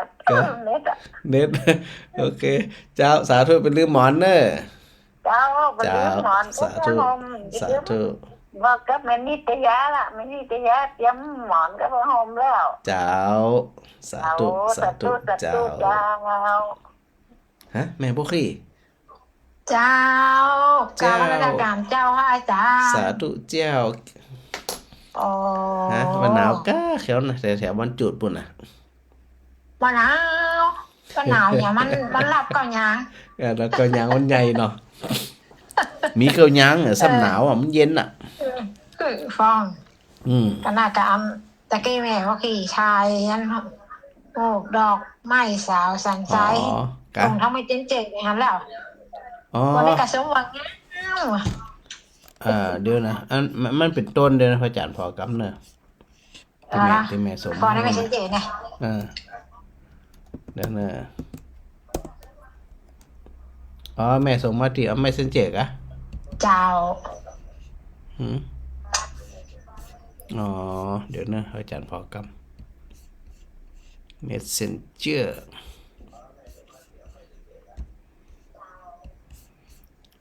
มันขึ้นกับที่ไหนเนี่ยฮะมันขึ้นกับที่ไหนที่แม่ถามนะแล้วส่งมาแล้วนะก็นะมันแล้วที่ทายส่งมาแล้วมันขึ้นที่ไหนมันไปดูมันขึ้นที่อันหัวที่บ้านที่หยังถึงจะได้บ่ขึ้นหัวมันเป็นต้นอย่าทายได้เกิงเดียวอ่ะที่มันหลงเจียงก็สาวเจียงก็สาวสันทรายจืดมันสาวสันทรายแล้วขีดปักตอนมันลงแล้วกำมันหนามันต้มน่าสูงมันหอมกว่ามันใหญ่แล้วมันเนาะมันหอมกว่ามันมีกลิ่นหอมมันเป็นพวงแบบพวงกับห้องดาวกระจายไปเจอดาวกระจายสาวสันทรายเนาะอันมันมีกาก่อนตัวน้อยกรอบไปก่อนแบบมันไปตามหลากมันอย่าหลากมันไปถึงไหนมันกัดโตนมันกัดเงาะขึ้นทุกแล้วขี่ดึงออกแล้วนี่ท่วมน้ำท่วมไม่ไหลต้นไป10 กว่าต้นก็เพาะไว้สักเดี๋ยวสัก2-3 ต้นนี่กะเจ้าเอาคันดูเรเกียไปเฮือน่ะเดี๋ยวพระอาจารย์เอาแล้วเดี๋ยวพระอาจารย์จะกึดอันปลูกผลไม้แปลกๆที่มันขายได้ดีๆเนี่ยแล้วก็ถ้าตั้งคำหลวงมอจะร้อยได้กี่น้ำอ้อยอยู่นะใบมันได้กะ แต่อันก็พอครูประดิษฐ์ว่าสีเตภูมิเปิ่นอันที่ปลูกไว้ข้างสระนะได้กินแน่นอนเจ้าแต่ว่าเนี่ยบ่ได้ซื้ออันนี้กำแต่บ่ได้ซื้อก็เครื่องปั่นกำเตือแต่ต้นมันหลายอยู่แม่อ้อยก็มีมันแม่ก็นี่เดี๋ยวกึดอันก็ปอกข้างบนแม่บุญช่วยตีอันวัดตีแต่เดือนนี้เปิ่นก็มีเจ้าอ้อยนี่บ่ได้สิเสียงปั่นน่ะบ่เดี๋ยวเสียงอีดบ่ยังบ่ได้ซื้อกำเตืออันไปยืมอีดของท่านสนีก็ลงมาอีกก็ได้อีดไฟนะหมอนี่มันจะแพง10,000 ปลายมันได้ต้นหนู10,000 ปลายจะยากนะเขาเลยเดี๋ยวก็ได้มันเจ็บไม่แก้ไว้น้องถามเด้อถ้าหมอจะรอนี่เขาต้องไปกินน้ำอ้อยอันชุดกับมันทุเรียนกวนตัวกันอากาศจริงๆเนี่ยถ้าเอาไปมันก็ได้เพราะว่ามันก็อย่างวัดศรีไตรภูมิก็ดีแม่อ้อยก็ดีแม่อันก็บุญช่วยก็ดีนี่นะเฉพาะ3 ตีนี่ก็ปะเท่าปะเต๋อจ้ะลำรถอ่ะเนาะเป็นน้ำรถมันก็ดมบิ๊บมีเสียงอีดเนาะเดี๋ยวก่อนได้หาเสียงอีดกันเดี๋ยวน่ะเดี๋ยวกันฟังกะเทพเขาว่าอึกแล้วปะตื้อมีเขียดมีเกิดเดี๋ยวก่อนถ้ามาก่อนก็เมาไปดังหน้านะไป7 วันเป็นกายไป7 ปีไว้นะเสร็จในปี62 ปีแรกครับละอ่อนมีอย่างว่าเอาตอนสมัยอันน้องวันชนะตัวน้อยๆบนล่ะจะเดี๋ยวนี้วันชนะไปเห็นจังไหมวะกะเห็นลำปางเนี่ยเจ้าโรงเรียนพินิจเรียนตีเดียวกับหลานดาวนะเรียนพินิจเจ้าอันแม่สูงแม่เที่ยวบ่ได้หันเด้อนะกะบ่ได้หันน้องวันชนะไม่ได้หันเด็กกะปเที่ยวบ่หันเที่ยวอยู่ในเพจใน6ในโทรศัพท์ได้เองปในเดี๋ยววันที่7ที่8ที่8ดูเหมือนจะเป็นวันเสาร์กะฮะเป็นแนวว่าเป็นวันเสาร์มาแม่ว่าขี่ก็ไปวันที่8น่ะมาแม่น้องบ่แน่ใจว่าน้องวันชนะจะอันได้มายังได้บอกพระอาจารย์คำเตือแหละเจ้าถ้าบ่ติดเรียนติดหยังมาอยู่นอนนี่ต้องเรียนเพิ่มเติมเนาะเจ้าแต่ว่าขี่จะไปวันที่8ถึงหมู่บ้านพงแม่บอลเร็วบอลร้อยหลายกะมาเลยอันจะไปลืมเอาหยังมาก็แต่ว่ากี่กล่องบ่เอาหยังก็ได้เอาบ่เป็นเมียงกินนะแกงว่ากี่กว่าแต่หมดไข่หมดแดงมีเป็นน้ำพริกไก่มากะเป็นน้ำพริกน้ำพงพองกะอันน้ำพริกจะแดงไปไม่ง่ายหยังก็ได้น้ำพริกน้ำพริก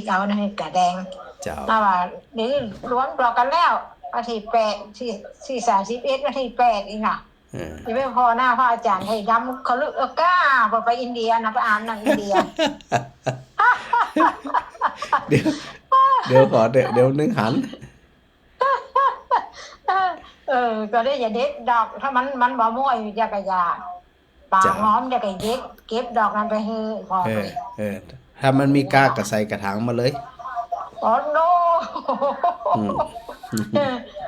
แม่ว่าขี่ดึงกว่างแล้วนี่ไงกว่างน้ำพ่อมาเจ้ามันออกที่ข้างห้อยข้างห้อยนั่นน่ะพาแล้วเกินเย็นลมมึงดีละสาธุเน้อเจ้าสาธุ เจ้าอันดึงไข่เนี่ยซับปะเนาะไข่เนี่ยหันไข่เนี่ยนี่นะไข่เนี่ยซับปะเลยก่อนมันเวลาตัวเนาะกำลังตัวเวลาตัวเนี่ยมันปอก็เนี่ยได้เป็นบางอย่างนะแต่ก็เคยไปนะบ่ได้เครียดแต่อย่างก็มานะเนาะเมื่อกี้ถึงไหนละแม่กับแก้วสีอินแก้วนะแม่พิสมัยสีเทพทำโรงโยมกรอุมาปัญญาคำเนี่ยชัดเจนดีแม่เรนูใช้วง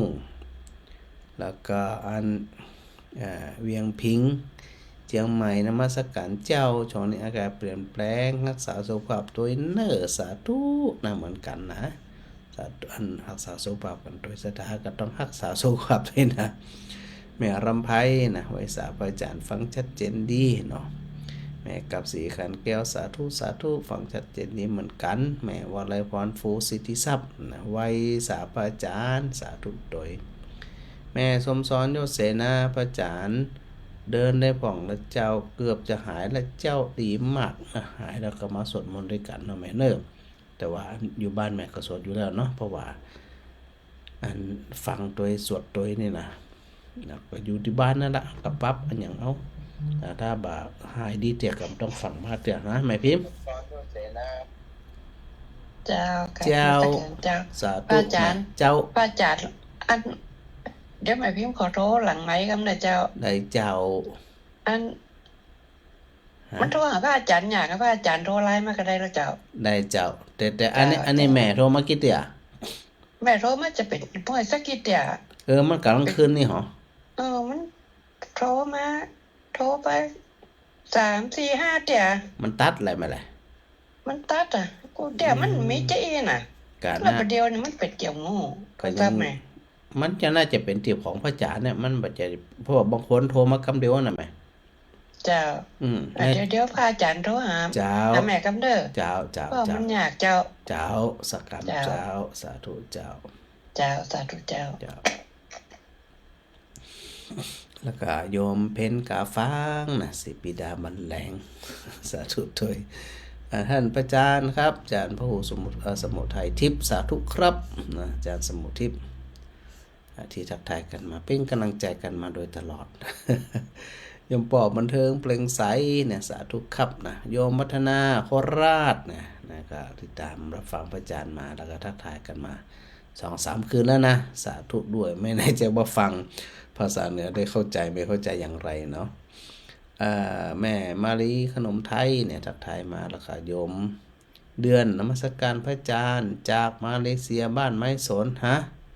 เดี๋ยวเนอะใครเนาะทองประเสริฐเดี๋ยวนะน้องเจียมป่ะเดือนทองประเสริฐเดี๋ยวนะนึกก่อนปกติเจียมเขาใช้ชื่อเจียมเดือนทองประเสริฐคนบ้านไม่สนแน่นอนบ้านไม่สนแน่ๆนะทองประเสริฐนี่นะเดี๋ยวบอกชื่อจริงพระอาจารย์ด้วยนะนึกอาจารย์นึกชื่ออยู่เดี๋ยวไปดูหน้าก่อนน่าจะเป็นใคร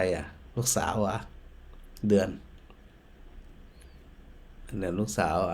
แม่เจียมหรือเปล่าหรือว่าลูกสาวแม่จิตส่งให้ทักทายพระอาจารย์มาสาธุนะส่งหน้าลูกชายมาน่ารักยังไม่มีโอกาสไปแวะเยี่ยมเยือนพวกเราที่นั่นเลยเนาะเดี๋ยวมีโอกาสยังไงก็ว่ากันนะตอนนี้ก็ส่งลูกศิษย์ไปทำหน้าที่สอนภาษาไทยให้กับเด็กๆที่มาเลเซีย บ้านไม่สนที่เขาเรียกว่ารัฐเคดาเนาะรัฐเคดาฮัลโหลไว้ซะเจ้าฮะไผบ่ฮู้ฮู้จักเจ้านั่นยังเป็นเบอร์ใหม่กะดูกูเตี้ยก็โทรหาดูมันจะเบอร์นี้รู้ไหมใจได้ฮะกะโทรกะแต่ตีเอาก้อนแต่น่ะมันเสียไปแล้วเจ้ากะเจ้านั่นเดี๋ยวพระจันทร์จดก่อนจำได้ก็เดี๋ยวนะพระจันทร์กำลังนึกอยู่เนี่ยฮะแม่ยังหูจักว่ะอยู่ในแอลหาด้วยน้องแดนเนาะโอเคนึกว่าไผแม่ติ๊บเจ้าแม่ติ๊บอันเปลี่ยนเบอร์กะเบอร์นี่มันเบอร์ใหม่เจ้ามันเบอร์นั่นมัน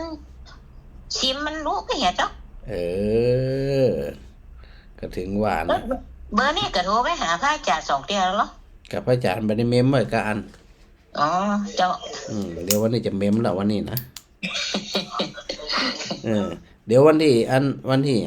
30กะพระอาจารย์จะไปเทศน์วันน่ะที่เสียโซบอ่ะที่ไหนมันแรงเลยกะที่คุยของตุ๊กเด่นแหละแม่นเจ้าวันที่30วันเผานะเดี๋ยวพระอาจารย์จะไปเจ้าเดี๋ยวป้ากันเนาะเจ้าเดี๋ยวป้ากันพูดแม่สบายดีเนาะเจ้าสบายดีเจ้าเดี๋ยวป้ากันไหมเจ้าสาธุเจ้าสาธุเจ้าไล่ไปไล่มา2 ชั่วโมงชั่วโมงครึ่งนั่นนะสถานนะใจงานมันก็งานที่มันข้างอย่างเนี้ยมันจะเดึกเดี๋ยวจะได้ก็อันก็ว่ากันสถานนะแล้วก็ปรับไปเยอะนะเพื่อที่จะอันเนี่ยงานมันเปิดห้องว่างานราชงานหลวงเนาะทำกันไปยังกันไปนะก็ว่ากันไปให้มันเหมาะสมอะไรมันสะดวกก็สะดวกไปอย่างไปนะขอโมทนาศรัทธาญาติโยมทั้งหลายโดยเนาะที่ติดตามรายการกันมา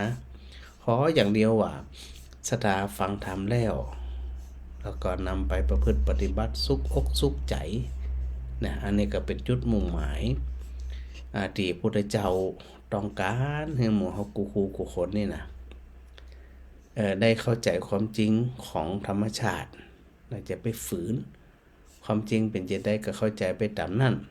ซึ่งความจริงก็คือบ่มีหยังแน่นอนสักอย่างถ้าเข้าใจที่เฮาก็ปรับใจปรับตัวปรับอย่างที่พระอาจารย์ได้นำเรื่องของวาทสูตรเมืองศรัทธาได้เข้าใจนั่นนะถ้าเฮามันวางใจบ่อยๆเข้าใจบ่อยๆนะทำจิตใจนักแน่นมั่นคงบ่อ่อนแอบ่หยังนะแสดงว่าเฮาเนี่ยมีพัฒนาการในการฟังธรรมแล้วก็มีพัฒนาการในการเข้าใจธรรมจะได้ฮู้ว่าเฮาเนี่ยเดินทางสายตรงก็คือเอาใจของเฮาเนี่ยตรงๆนี่แหละนะเวลามีไอ้หยังมากระทบจิตใจก็ถือโอกาสบางทีเฮาป้องกันบ่ได้เฮาก็แก้ไขเหียแต่ถ้าที่จะหึงดีก็คือป้องกันที่พระอาจารย์ได้บอกตะกี้ว่าความหนาวเฮายังป้องกันได้มันก็ดังนั้นเนี่ยไอ้หยังก็ตามความรู้สึกหยังก็ตามเข้ามากระทบก็พยายามป้องกันเนาะเฮาจะได้บ่มีความทุรนทุรายหยังสบายใจนะเนาะขอโมทนาศรัทธาญาติโยมทั้งหลายนะรักษามีความสุขกายมีความสุขใจกันกูคนเนาะศรัทธาญาติโยมทั้งหลายแล้วก็กราบขอบพระคุณครูบาอาจารย์ทั้งหลายด้วยนะครับถวายความเคารพครับอย่าไปลืมวันที่31นะ30กะ31มันป้าไผกะ30ไป31กะสาวัตถุสู้ที่31เนาะก็ไปอันวัดศรีภูมิมาด้วยนะรวมตำบลกับหลวงปู่อันพระครูอุดมศิริทัตน์นะครูบาอาจารย์เป็นพระมหาเถระที่น่าฮักน่าเคารพเลื่อมใสอย่างยิ่งนะจิตเป็นเมตตาสูงนะถือโอกาสไปร่วมทำบุญแล้วก็ไปกราบไปไหว้ไปขอพรจากหลวงปู่ด้วยนะพระอาจารย์ก็ไปอยู่แล้วจะได้ก็ถึงไปอยู่แล้วนิมนต์บ่นิมนต์ก็ถึงไปอยู่แล้วนะ ก็ถวายความเคารพทุกรูปเลยนะครับผม